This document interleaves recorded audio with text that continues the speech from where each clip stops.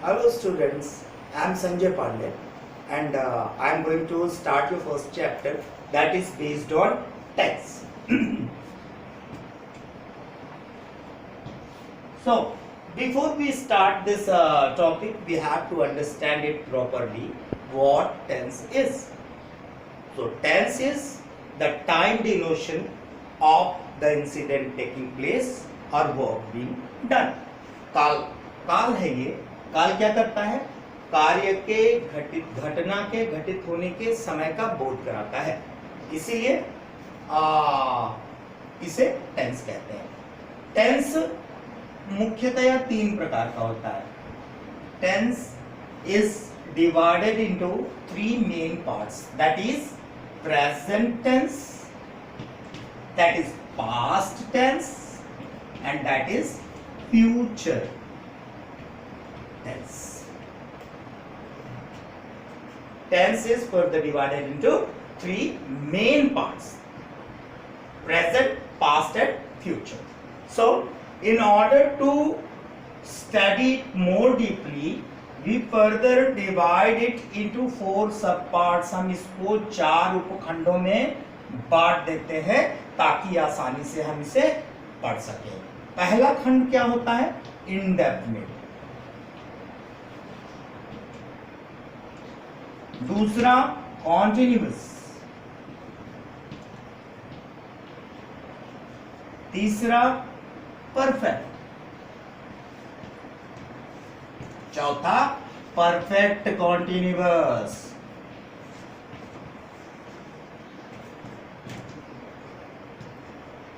देखिए, हम इन 4 उपखंडों का अध्ययन बारी बारी से करेंगे। पहला है प्रेजेंट का इंडेफिनिट, जो हमें स्टार्ट करना है।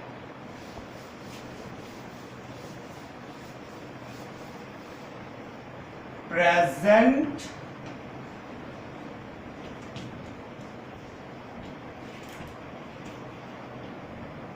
इंडेफिनिट, इसके अफर्मेटिव सेंटेंस को हम करेंगे अभी। अफर्मेटिव सेंटेंस मतलब जानते हैं? सकारात्मक वाक्य, जो घटना घटित होती है उसकी सकारात्मक जानकारी। तो इस टेंस में सबसे पहली बात ये कि हम कुछ स्ट्रक्चर लिखेंगे जिसे आप लिख के याद कर लेंगे, उसे भूलेंगे नहीं। जैसे सिंगुलर सब्जेक्ट। सिंगुलर सब्जेक्ट क्या होता है? एक वचन करता, एक व्यक्ति। जैसे ही, वह, लड़के के लिए। She, it and single name. Single name, किसी एक व्यक्ति का नाम। अगर सब्जेक्ट ये रहा तो इसके साथ आप वर्ब का फर्स्ट फॉर्म लिखेंगे जिसमें यस और ईएस, या तो यस जोड़ेंगे या ईएस जोड़ेंगे, और इसके बाद ऑब्जेक्ट लिख देंगे, ETC, ऑब्जेक्ट एक्सेट्रा। इस तरीके से अगर कर्ता एक वचन रहा, अगर सिंगुलर सब्जेक्ट है तो इसके साथ वर्ब का फर्स्ट फॉर्म लगेगा जिसमें यस या ईएस जोड़ दिया जाएगा और ऑब्जेक्ट लगा दिया जाएगा, वाक्य पूरा हो जाएगा। जैसे रानी कुक्स फूड। ये देखिए, ये रानी सिंगुलर सब्जेक्ट है। सिंगुलर सब्जेक्ट है तो वर्ब के फर्स्ट फॉर्म में देखिए यस लगा दिया गया, उसके बाद ऑब्जेक्ट आ गया है। ये सिंपल स्ट्रक्चर है। सिंगुलर सब्जेक्ट के साथ चाहे कुछ भी हो, ही हो, शी हो, इट हो, किसी का नेम हो, किसी एक का, तो इसके साथ वर्ब के फर्स्ट फॉर्म में यस या ईएस जोड़ के ऑब्जेक्ट एक्सेट्रा लगा देंगे, वाक्य पूरा हो जाएगा। इतना ही है सिंगुलर सब्जेक्ट के साथ। अब चलिए हम प्लूरल सब्जेक्ट के साथ देखते हैं।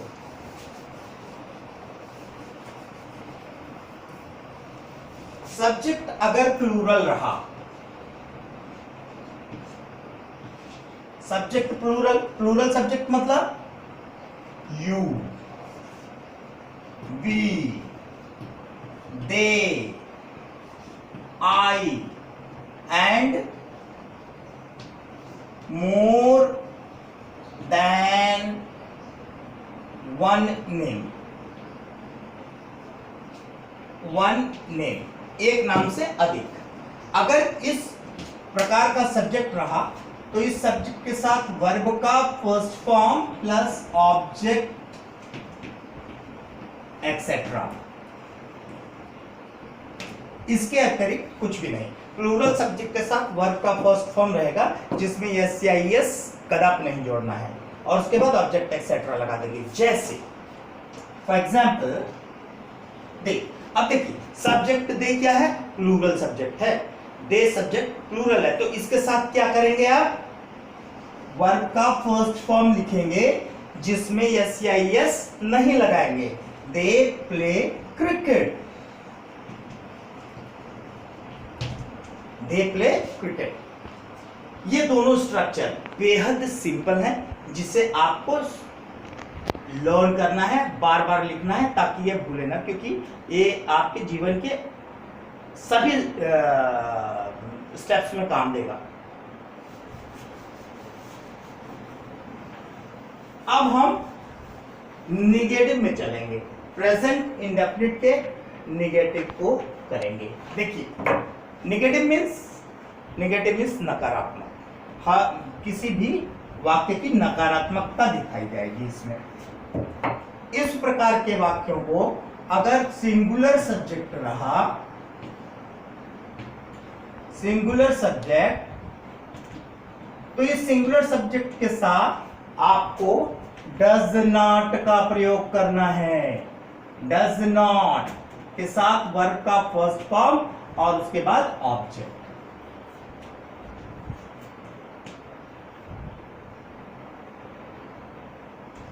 अगर सब्जेक्ट सिंगुलर है तो इसके साथ डज नॉट लगाएंगे, वर्ब का फर्स्ट फॉर्म और उसके बाद ऑब्जेक्ट लगा देंगे। अगर सब्जेक्ट प्लूरल है, प्लूरल सब्जेक्ट के साथ आप डू नॉट का प्रयोग करेंगे। डू नॉट प्लस वर्ब का फर्स्ट फॉर्म और ऑब्जेक्ट एक्सेट्रा। देखिए, if the subject is singular, in that case you are going to use does not along with verb's first form and object etc. If subject is plural, in that case you will use do not along with verb's first form and object. This is the simple way to write the sentences of present indefinite tense in negative. Negative का अगर वाक्य है तो आप ठीक इसी structure को follow करते हुए सेंटेंस को बनाएंगे। ठीक है, अभी एक एग्जांपल भी सिंपल दे देता हूं। You do not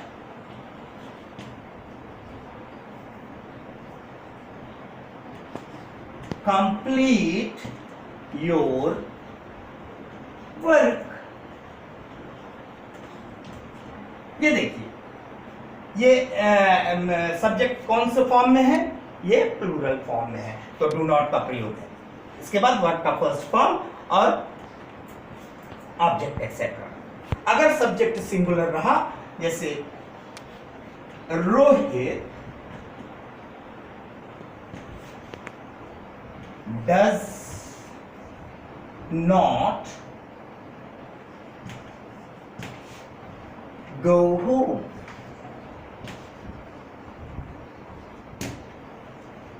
Rohit singular subject है तो डज नॉट। इसको याद रखेंगे किसके साथ डू नॉट लगेगा और किसके साथ डज नॉट लगेगा। Do remember, if the subject is singular you are going to use does not, if the subject is plural in that case do not. Does not and do not.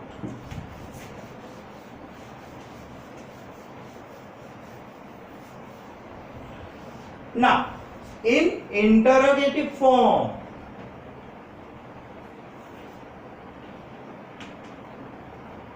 in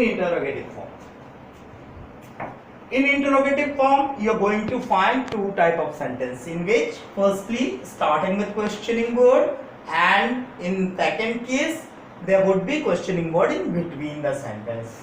For example, क्या Sanjay sir हमें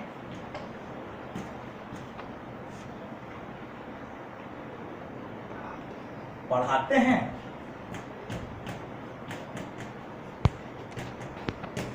दूसरा, Sanjay sir हमें क्यों पढ़ाते हैं? क्यों पढ़ाते हैं?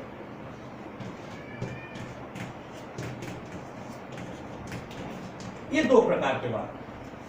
अगर क्वेश्चनिंग वर्ड से स्टार्ट हो रहा है वाक्य तो सबसे पहले आप सब्जेक्ट देख के डू या डज का प्रयोग कर देंगे, followed by subject.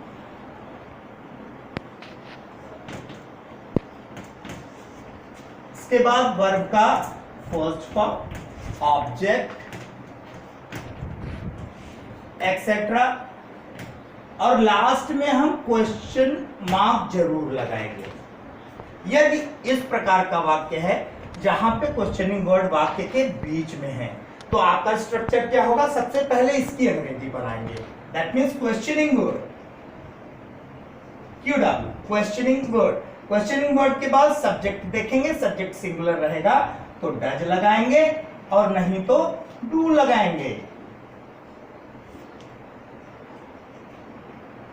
Followed by subject.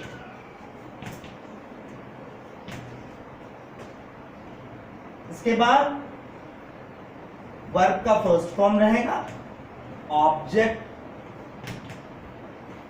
Etcetera, and at last you are going to put question mark. Never forget to put question mark at the end of the sentence.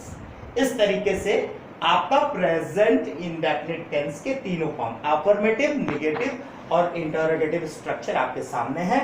आज के लिए इतना ही। You are just going to write this structures in your copy and learn it thoroughly.